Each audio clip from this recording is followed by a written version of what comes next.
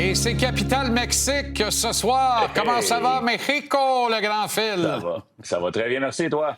Excellent. Je voyais cette superbe ouverture. Quel thème de Gaumaudy, d'ailleurs. On se tanne jamais. Ouais.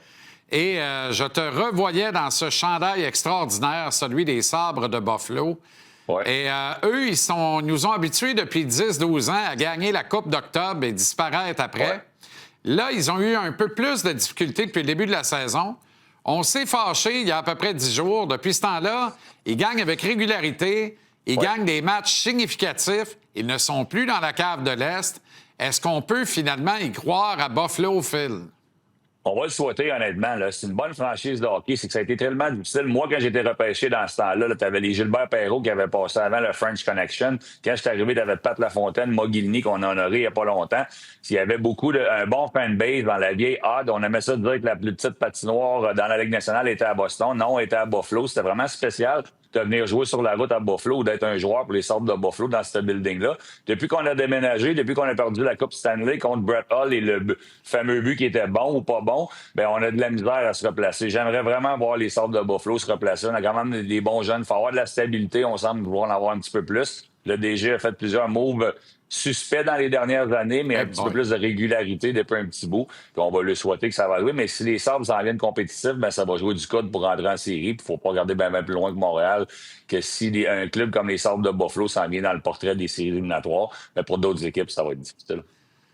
Formidable. J'ai demandé qu'on ne mette pas d'image, Phil, parce que je voulais continuer d'admirer là, le petit motel cheap dans lequel tu résides au Mexique.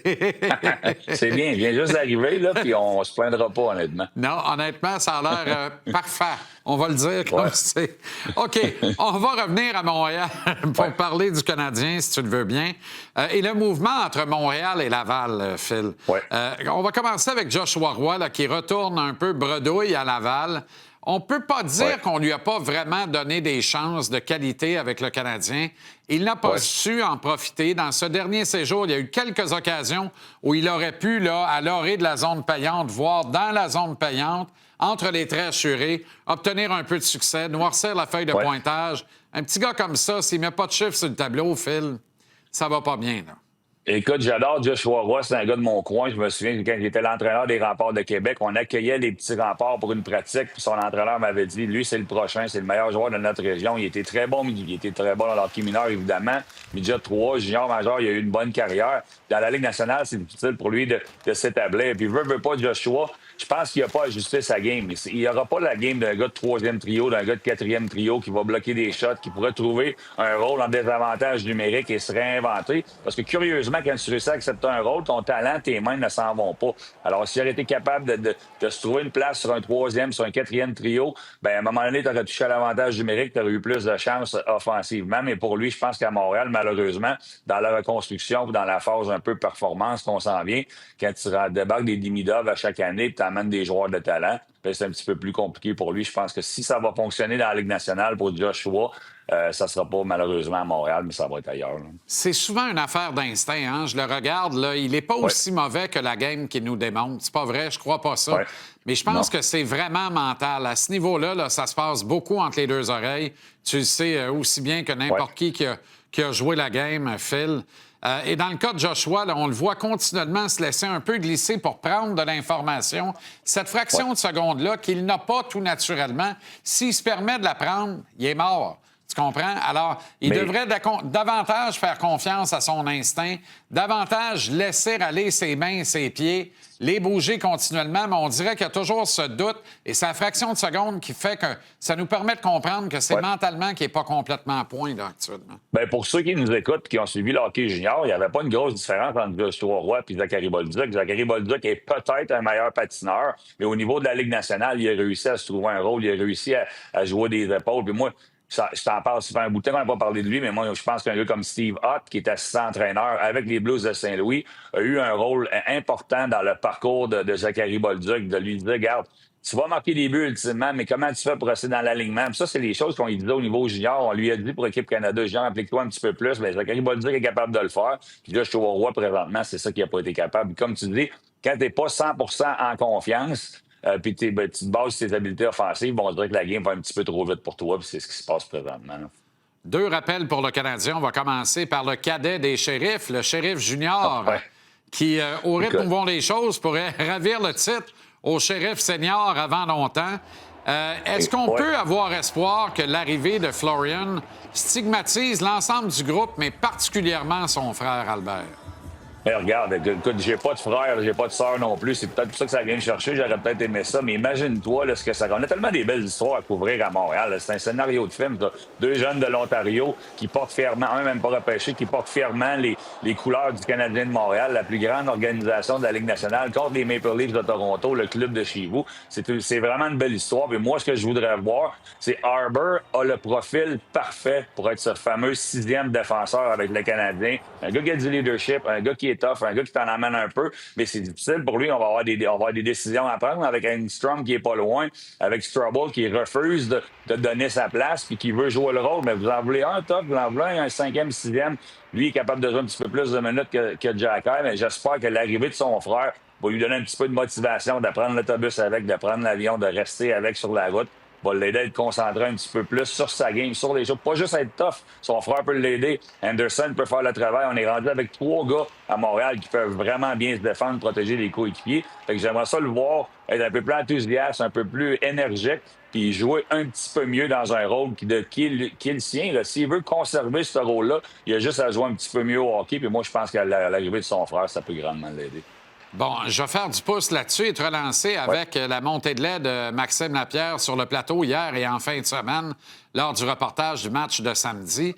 Maxime vociférait contre le fameux système homme à homme, le man-to-man, dans le territoire défensif, disant que notamment, ça expose Jacky dans ses faiblesses plutôt que de lui permettre de rayonner, de shiner dans ses forces. Évidemment, moi, le Canadien de 2021 qui a perdu contre Tampa Bay en finale de la Coupe Stanley, Jacky aurait été sensationnel, le Jacky d'aujourd'hui, dans ce corps défensif-là, parce qu'on jouait du Sherwood. On restait à la maison et on disait « Venez attaquer notre forteresse, vous vous rendrez jamais à Price. » Tu te rappelles?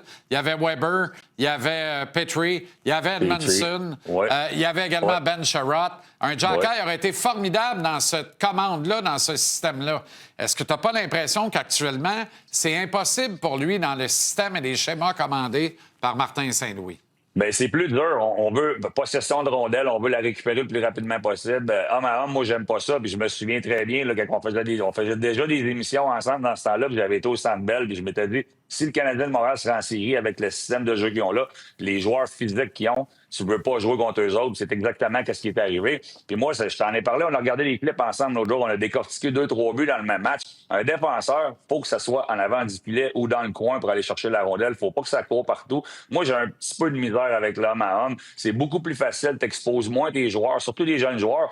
On vient de parler de Joshua Roy, c'est lui qui s'était fait prendre devant le filet parce qu'il était seul devant le gardien de but. T'es pas habitué à faire ça. Alors oui, moi, je suis un petit peu d'accord que le homme à homme, c'est pas un système que j'ai. Moi, on appelait ça, il y a plusieurs manières d'appeler des systèmes défensifs. Moi, j'appelais ça layer. Layer 1, c'était ton défenseur qui allait, ton joueur de centre était en support, tu avais un défenseur 80-90% du temps devant le filet.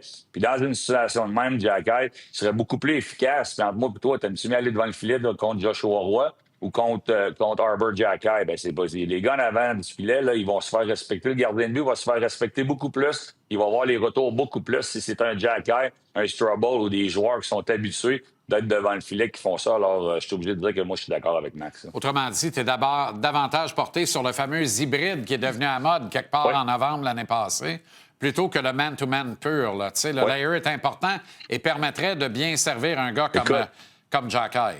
La dernière fois que j'ai joué man-to-man, t'étais là, c'était avec Gaston Drapeau pour les Bisons de Granby, puis il fallait monter, même jusqu'à la ligne rouge avec notre joueur, j'avais vraiment de la misère. En tout cas, moi, j'étais mal à l'aise quand j'étais pas dans le coin ou en avant du filet, puis je pense que c'était pas mal la même chose pour plusieurs dans ce système-là. Ce bon vieux Gaston, on va pas salir sa mémoire, c'est le regretter, et on le salue. On l'a autre adoré, temps, autre mœurs, c'était une autre époque complètement.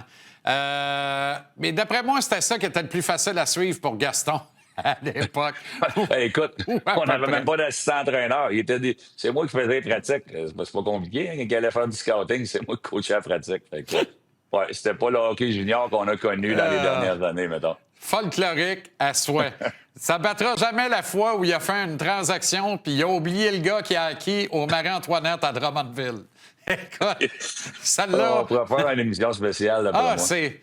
C'est extraordinaire. Les secrets du hockey junior, les secrets à ne pas révéler sur le bon vieux hockey junior, ça serait sensationnel. Adam Ekstrom, maintenant. Oui. En voilà un gars qui est un candidat quand même à entrer dans le système homme à homme et à y connaître rapidement du succès. Aujourd'hui, il y avait des rotations avec Jack Eyes, justement. Mais en même temps, on a vu Texier avoir des rotations avec Josh Anderson. On pense pas que Texier va prendre la place d'Anderson dans l'alignement. Est-ce qu'on peut croire que Ekstrom va avoir de l'action dès demain en Utah? Parce que quand je regarde la semaine, Phil, si tu veux donner un match à Ekstrom, donne-lui contre l'Utah pour lui permettre de ne pas trop l'exposer. Là. Ben moi, je l'adore beaucoup, honnêtement. Là, on pensait que Logan Mailloux était meuble de la Ligue nationale. On a dû l'échanger. L'agent a sûrement mis de la pression. Ça nous a amené Zachary Bolduc. On est vraiment heureux. Puis Mailloux, on n'est pas sûr s'il est prêt pour la Ligue nationale. Engstrom, il est un peu dans le même scénario. Là, si on ne lui donne pas sa chance cette saison, pour la saison prochaine, tu vas être obligé de lui donner un chandail du Canadien ou un chandail de la Ligue nationale. Moi, je pense qu'il est bon comme ça. Comment tu le fais? Ben, je le sais pas parce que moi, je vois pas Martin comme un entraîneur dur. Tu sais, dans le hockey, tu peux être dur. Il y en a de moins en moins, mais il faut que tu sois juste. Ça, Martin, je pense qu'il est juste. Et qui que tu sors? Tu n'as pas vraiment le choix. Là. Si tu l'embarques dans l'alignement, c'est Jack Eyes. Fait que moi, je vois pas, avec autant d'enthousiasme que je t'en ai parlé, de voir le jeune frère dans l'alignement, de voir les deux frères ensemble, ce que ça peut amener aux Canadiens. À moins d'une blessure, j'ai beaucoup de misère de voir qui qu'on va débarquer. Est-ce que Engstrom, à son premier match, est capable d'aller jouer avec Lane Hudson? Je le sais pas. Je suis pas sûr. Je pense que oui, parce que Hudson, il est tellement bon qu'il va bien faire paraître tout le monde comme Sergei Zubov me faisait bien paraître dans le temps. Mais j'ai hâte de voir quelle décision qu'on va prendre. Là, c'est sûr qu'on a besoin de joueurs de plus. On est sur la route, on est loin de la maison, on est loin de Laval. On va faire goûter la Ligue nationale à Engstrom, mais moi, j'ai hâte de le voir dans l'alignement. C'est juste à la place de qui? Trouve pas ça curieux, toi, qu'avec les immenses services qu'il nous a rendus à partir de son acquisition l'an dernier, on n'offre pas la chance à Alexandre Carrier de jouer à droite de Lane Hudson puis d'envoyer Hudson dans son habitacle naturel à gauche. Il me semble que l'arrivée d'Ekstrom devrait permettre ça. Là. Moi, je verrais très bien Ekstrom à droite parce qu'il est très à l'aise à droite, aussi à l'aise à droite qu'à gauche, pourtant un gaucher, avec Struble sur une troisième paire puis Carrier avec Hudson, non? Bien, ça pourrait arriver, honnêtement. Moi, j'ai rien contre ça. J'ai toujours dit que le Canadien de Montréal allait être une bien meilleure équipe lorsque Carrier pourrait être cinquième. Ça va vouloir dire que tu as toute une défensive. Le sixième, ben, je viens de t'en parler. J'aimerais que ce soit Jack Eyes, Engstrom ou Struble. Mais Carrier, je pense qu'on le veut dans ce rôle-là. On le veut jouer des grosses minutes en désavantage numérique. On est capable de le mettre contre un peu n'importe qui.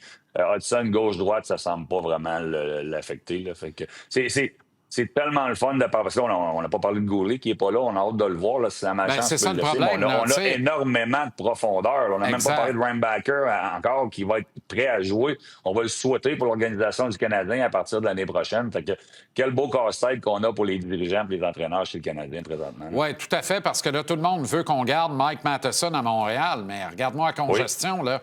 Ça risque de relayer Caden Goulet sur une troisième paire de défense avec Alex Carrier. Et à ce moment-là, des gars comme Jack Eyes et Struble et Ekstrom ne sont pas d'un alignement partant. À un moment donné, là, il va y avoir des choix à faire, des choix déchirants. Il faut faire jouer ces kids-là pour à tout le moins faire bonne impression. C'est une transaction à faire rapidement et qu'on veut un bon jeune défenseur, ce qui est très recherché normalement par des équipes qui vont te donner un deuxième centre potentiel. Ne demanderont pas juste un bon jeune défenseur, à moins que ce soit évidemment un gars comme Hudson. On a des jeunes défenseurs, on a des choix de repêchage. Puis la voie pour le Canadien de Montréal, même si on a une bonne équipe, même si ça va être plus facile d'essayer d'attirer des agents libres. Ça va être via transaction la meilleure façon pour le Canadien de Montréal d'améliorer son équipe puis justement aller chercher ce fameux deuxième centre-là. Puis à l'image de Nashville, eux autres qui cherchent présentement puis que ça va pas du tout. On avait repêché tellement de défenseurs après défenseurs après défenseurs après défenseurs que quand il nous manquait un joueur, on était capable de bouger un bon jeune défenseur pour aller chercher le joueur qui nous manque. Puis ça va être à l'image de ce que le Canadien va devoir faire pendant la saison, pendant cette saison, après la pause des Olympiques ou pendant l'été. Moi, je pense qu'on va être obligé d'en bouger encore un ou deux. Là. Je vais te dire une affaire en terminant. Si le statut d'Arbour est incertain, celui de Florian semble se préciser parce que Texier, les rotations étaient avec Anderson. Donc, en principe, Florian dans l'alignement demain en Utah, c'est une bonne nouvelle. Oui, très bonne nouvelle. Merci, le grand. Excellent séjour à Mexico. Merci beaucoup. Et à très bientôt. Profite bien. D'après moi, t'équiper pour le faire. Salut.